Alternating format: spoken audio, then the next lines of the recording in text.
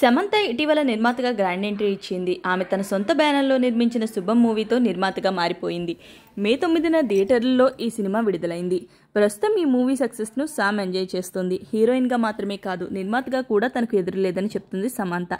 అయితే ఇంతకీ విషయం ఏంటంటే, గత కొద్ది కాలంగా సమంతపై డేటింగ్ రూమర్స్ వస్తున్న సంగతి తెలిసిందే. నాగ చైతన్య రెండో పెళ్లి తర్వాత ఆ వార్తలు మరింత ఊపందుకున్నాయి.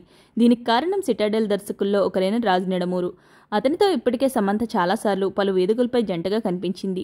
పికిల్ బాల్ లీగ్లో వీరిద్దరూ ఒక్కసారిగా వేదికపై మెరిశారు. అప్పుడు కూడా రాజ్తో సామ్ డేటింగ్ వార్తలు చక్కర్లు కొట్టాయి. అయితే తాజాగా సమంత శుభం సినిమా చూసిన ఫోటోలను సోషల్ మీడియా వేదికగా షేర్ చేసింది. ఆ ఫోటోల్లో బాలీవుడ్ డైరెక్టర్ రాజ్ కూడా సామ్తోనే ఉన్నారు.